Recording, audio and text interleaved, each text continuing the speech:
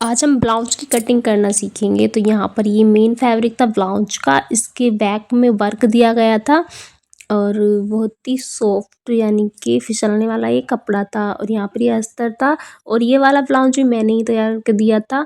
तो उन्होंने कहा उनको ये फिटिंग में काफ़ी अच्छा लगा, तो उन्होंने कहा इसी की फिटिंग के अकॉर्डिंग इस वाले ब्लाउज को भी रख देना। तो यहाँ पर मैं इसी के अकॉर्डिंग इसको रखने वाली हूँ। तो अब मैं यहाँ पर अस्तर वाला कपड़ा लूँगी और अपने इस अस्तर वाले कपड़े को 4 लेयर में फोल्ड करके यहाँ पर रख दूँगी। तो चौड़ाई मैं यहाँ पर 11 इंच लेने वाली हूँ। टोटल फिटिंग मेरे ब्लाउज की 36 इंच है, 36 का 4th पार्ट 9 इंच है और 2 इंच एक्स्ट्रा रखते हुए मैं यहाँ पर 11 इंच पर मार्क करूँगी। शोल्डर के लिए मैंने यहाँ पर 6.5 इंच रखा है और आर्म होल मैंने यहाँ पर 7 इंच रखे हैं।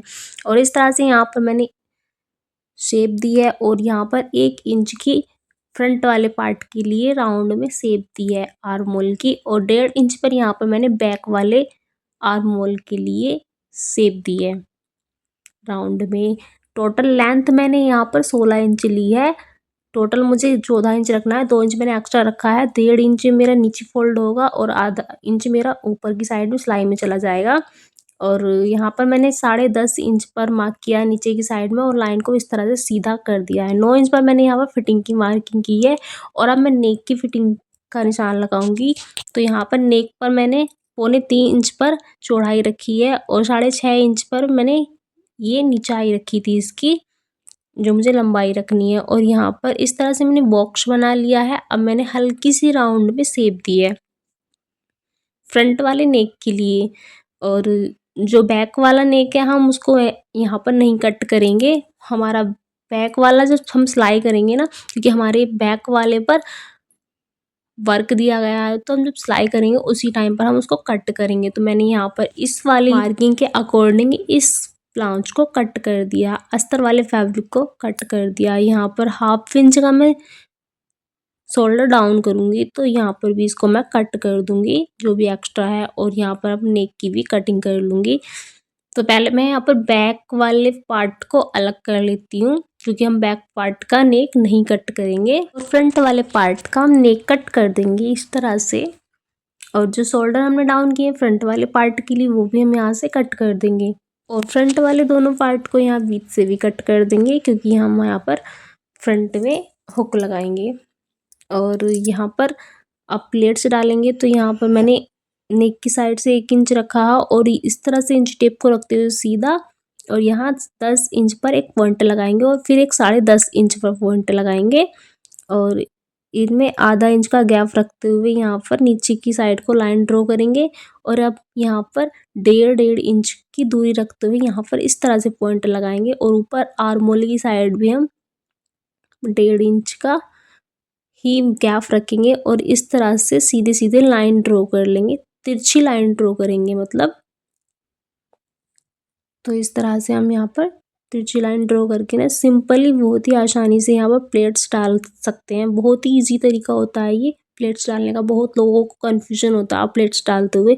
तो इन मार्किंग को मैं यहाँ पर गाढ़ा कर लूँगी और जो हमारा दूसरा वाला पार्ट है ना फ्रंट वाला, उसको इसके ऊपर रखेंगे और बहुत ही इजीली यहाँ पर हाथ से प्रेस करके ना दोनों साइड में हमारी अच्छे से प्लेट्स डल जाएंगी सेम इसी तरह से एक दूसरे के ऊपर रखते हुए। अब इधर वाली साइड को भी हम अच्छे से गाढ़ा कर लेंगे ताकि हमें बाद में देखने में दिक्कत ना हो। तो इस तरह से मैंने यहाँ पर इनको गाढ़ा कर लिया है। और अब बैक वाले पार्ट में जो पीछे की साइड में प्लेट्स डालते हैं, तो यहाँ पर हम 4 इंच पर मार्क करेंगे और ऊपर की साइड से इस तरह से रखते हुए ना यहाँ पर इंच टेप को 10 इंच पर ही मार्क करेंगे और यहाँ पर इस तरह से लाइन ड्रॉ कर लेंगे सीधी सीधी। अब इसको पलट करके इस तरह से रखेंगे दूसरी साइड को और हल्का सा हाथ से प्रेस करेंगे तो दोनों साइड में हमारी अच्छे से प्लेट्स आ जाएंगी।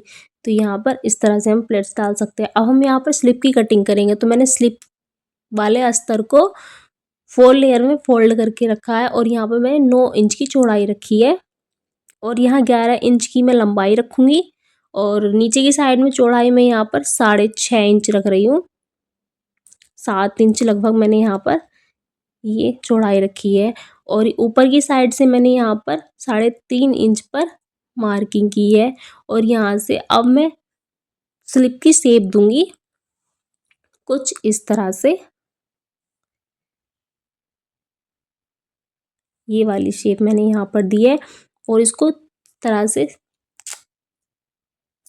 तिरछा मार्क करूँगी इस तरह से और अब मैं यहाँ पर इसको कट कर दूँगी।